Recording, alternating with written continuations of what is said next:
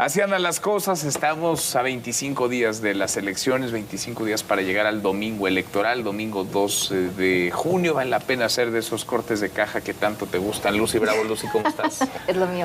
Es lo tuyo. Gracias, Muy buenas noches. Carlos Bota, querido ¿Cómo Carlos. estás? Buenas tardes. Muy buenas noches, Arturo. Manuel, Lucy, Carlos, muy buenas noches. ¿Cómo se ven las cosas, Carlos? 25 días, recta final, han pasado ya muchas cosas, 2 debates, falta un tercero, como eje tendrá el tema de seguridad. Se dicen muchas cosas, suceden muchas cosas más allá de la arena electoral, pero también en la arena electoral. ¿Cómo lo ves? Mira, yo creo que para todo efecto práctico lo que tenemos ahora es efectivamente una verdadera moneda en el aire.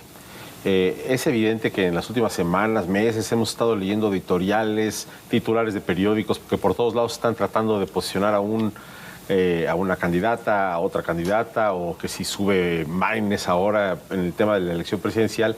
Pero yo creo que lo que hemos visto, la gente con la que he hablado en las últimas semanas, muchos empresarios, sí me están diciendo que sí, a lo mejor muchas de las encuestas que posicionan a Claudia Sheinbaum, ¿no?, a la cabeza, efectivamente tienen una metodología sólida, pues son cuestionables, en fin, pero creo que no está cantado, no es un trámite, como se dijo hace 2 o 3 días, esta elección en la parte presidencial. Y creo que hay un anhelo de mucha gente de la comunidad empresarial con la que yo hablo, y para muchos mexicanos también así lo es, de que haya un mejor equilibrio de poderes en México. Y creo que sí, hay una probabilidad muy elevada de que gane la candidata oficial, Claudia Sheinbaum, posiblemente no, pero hay una probabilidad muy elevada.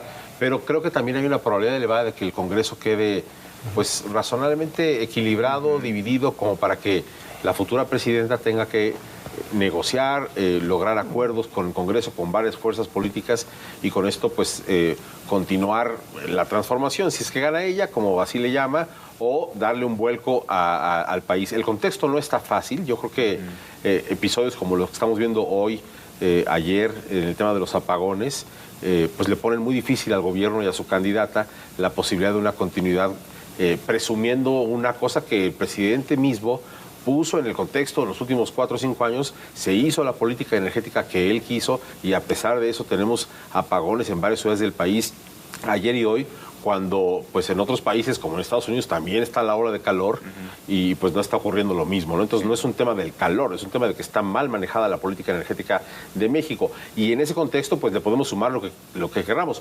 Notoriamente el tema de inseguridad y violencia, que creo que es el lastre para cualquier comunidad, para cualquier municipio del país. Entonces yo creo que la elección no está cantada, no es un trámite, la moneda está en el aire, hay tema de probabilidades, efectivamente la candidata oficial tiene una probabilidad mayor, pero creo que hay un contexto en donde cualquier cosa todavía puede pasar, y creo que el Congreso puede quedar muy dividido, y las gubernaturas también pueden darnos sorpresas. A ver, ahora vamos desmenuzando el tema del Congreso y de las gubernaturas. Dice Carlos, Arturo, que esto no está cantado, que la moneda esté en el aire. Evidentemente esto se resolverá el día de la elección con los votos de los ciudadanos. ¿Cómo ves las cosas? Mira, yo también coincido en que esto no está cantado, la moneda está en el aire, y así como Carlos tiene mucho contacto con empresarios, yo lo tengo con alumnos universitarios, y quieras que no, pues el tema en las últimas semanas ha sido también las elecciones. Y me llama la atención que los alumnos tienen muy claro que independientemente de quién gane la presidencia, lo que hay que buscar a toda costa es no darle todo el poder en el Congreso a quien gane la presidencia, independientemente de quién sea. Que haya contrapesos. Y esto lo tienen muy claro, ¿sí? Ahora, lo que dicen, bueno, pero a ver, cualquier político lo que quisiera es tener la totalidad en el Congreso y en el Senado. A ver, esto es muy claro, esto que está pidiendo Claudia, voten todo por Morena, es muy lógico. A ver, ¿quién va a decir que no? Lo mismo querría Xóchitl y lo mismo querría Maines.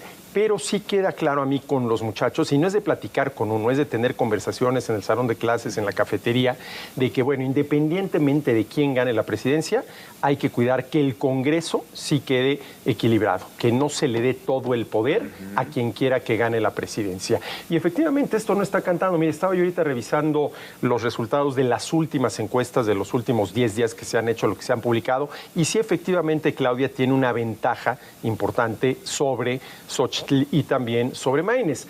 Pero una cosa son las encuestas, una cosa es lo que puede responder un ciudadano a la hora de ser encuestado, y otra cosa muy distinta, cómo decide el día de la elección en la casilla frente a la boleta, ¿no? Y yo creo que ahí sí puede haber una sorpresa. Las encuestas como jugador también protagonista, sí. Lucy, en este proceso electoral. Bueno, yo diría que como propaganda, yo creo que hay que llamar ya las cosas por su nombre, pero sí me gustaría dar un paso atrás, porque tú nos preguntabas al inicio cómo llegamos a este punto de la elección, ¿no? Estamos a menos de un mes, y a mí me resulta totalmente decepcionante todo este proceso electoral, todo lo que hemos visto, porque no podemos olvidar cómo iniciamos. De hecho, arrancamos en un proceso electoral totalmente anticipado. Es en el 2021. Sí, claro, violando absolutamente enlistó a sus corcholatas. Todas las leyes electorales en el país, ¿no? Entonces, de entrada empezamos mal. Esto arrancó chueco.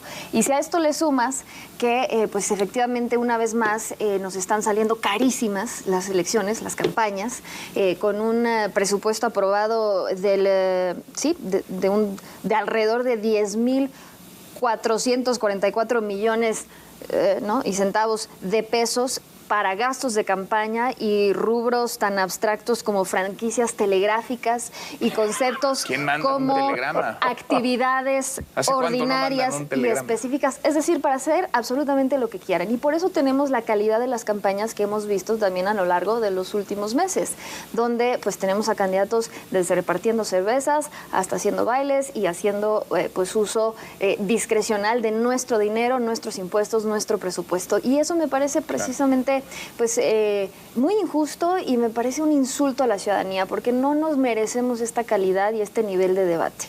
Ahora, aunado a esto, pues sí, el tema de las encuestas, que ya lo mencionaba yo, que han sido utilizadas como propaganda, y entonces como ciudadano sí queda una sensación, sobre todo ya después de este camino recorrido, de que efectivamente muchas personas, y si tú les preguntas precisamente a cualquier ciudadano, no tienen ni siquiera claro cuáles son las propuestas. Y eso es lo más terrible del asunto, porque en realidad hemos transitado por este proceso, como tú decías, desde prácticamente hace 2 años, y nadie puede realmente citar de manera clara muchas de las propuestas. Y no estoy hablando solo de las candidaturas a la presidencia, sino de todos los puestos que están en juego a nivel local y estatal. Entonces, eso nos debería preocupar, ¿no? Del nivel del sistema político electoral que hemos construido, o mejor dicho, que han secuestrado los partidos políticos y que pues no nos llevan quizás a esa democracia que todos nos merecemos y nos gustaría tener.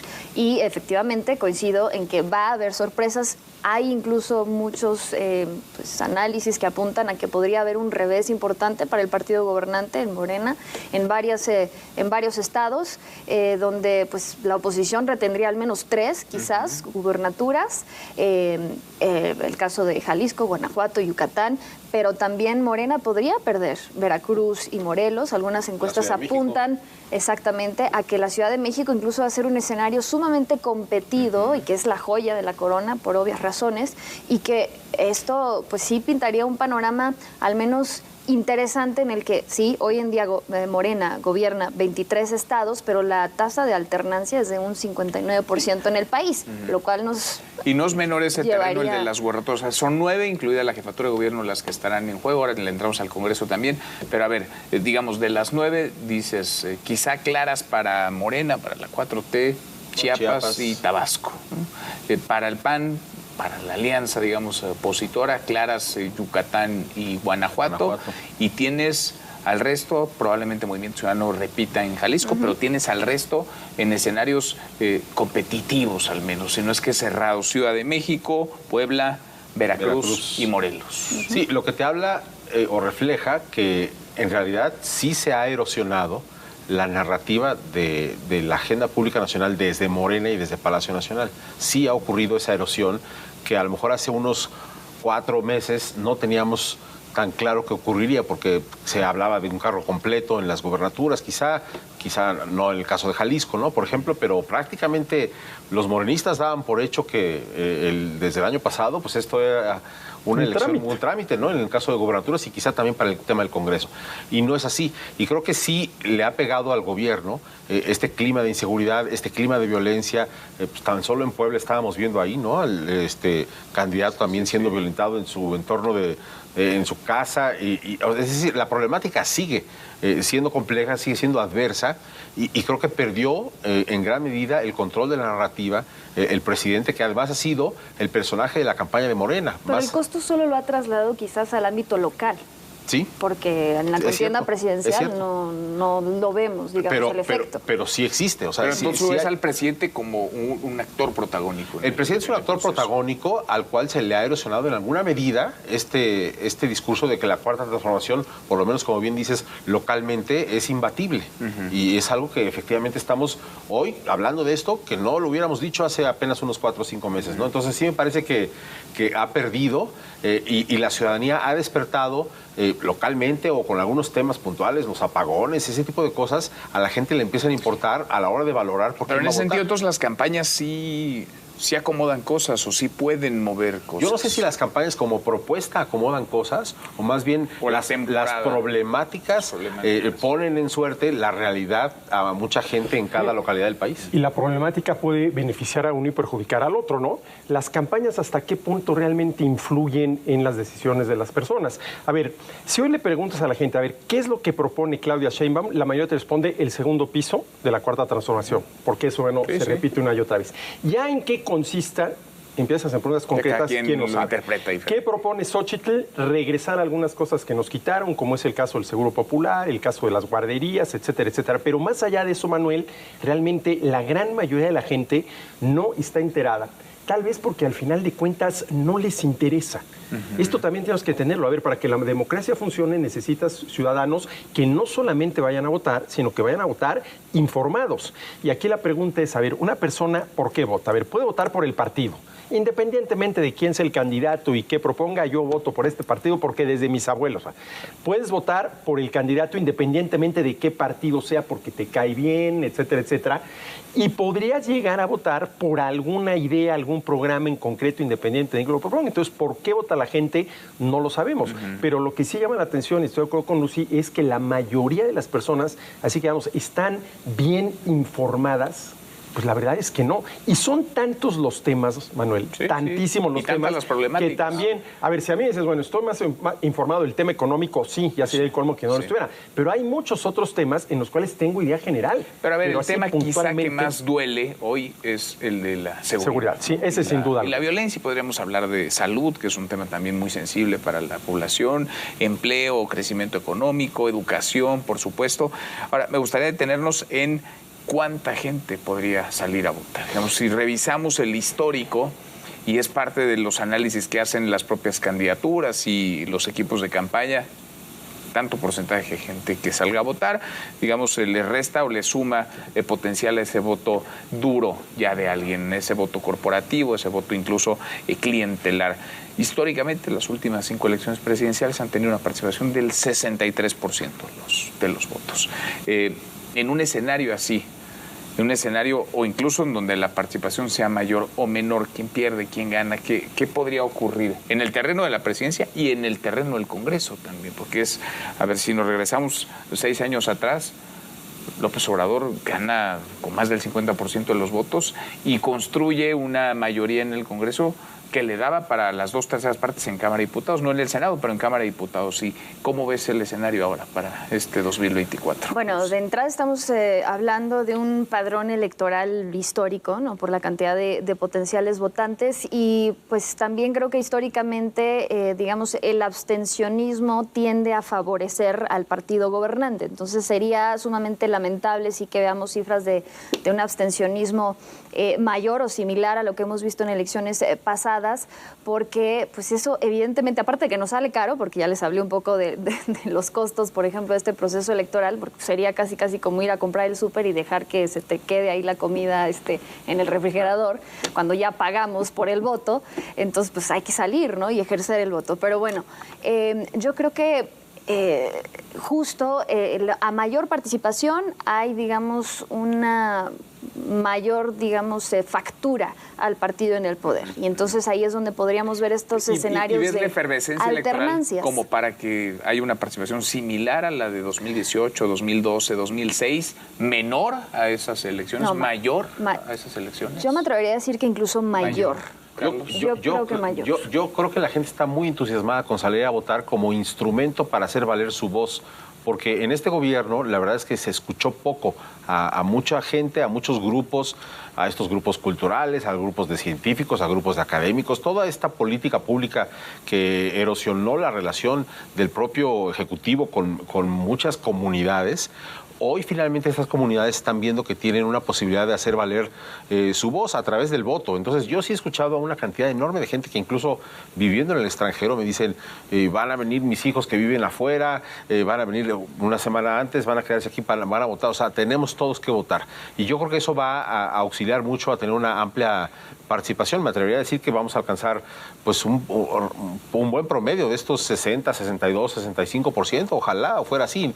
Claro, no está cantado, hay muchos factores, ¿no? Hasta que el clima puede llegar a afectar, pero creo que sí vamos hacia un entusiasmo de la ciudadanía. Sí, yo también lo percibo eso, Manuel. Yo con la gente que he platicado, familiares, amigos, compañeros de trabajo, alumnos, no he encontrado uno solo que diga no voy a votar.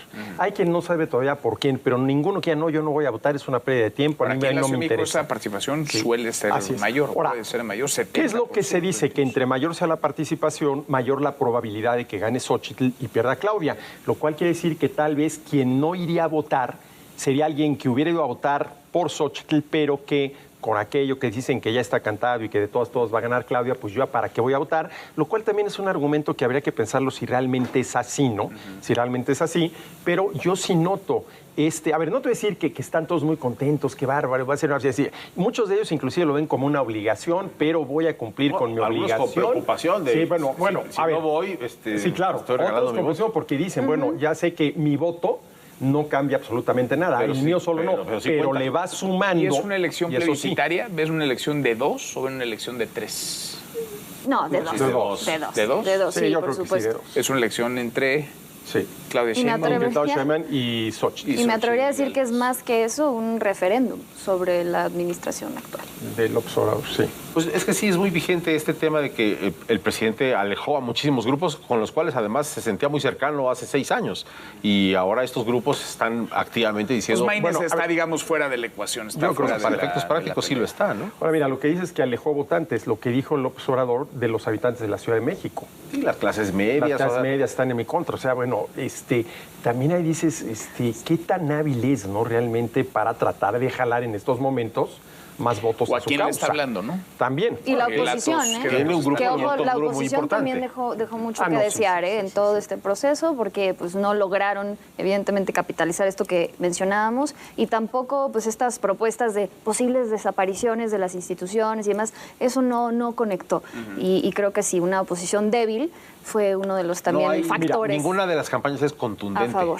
Por eso la moneda está en el aire. Y por ejemplo, ahorita la oposición tiene muchísimos elementos. El tema de... Vamos. Gracias, Carlos. Gracias, Lucy. Hasta mañana. Hasta mañana, pásala bien.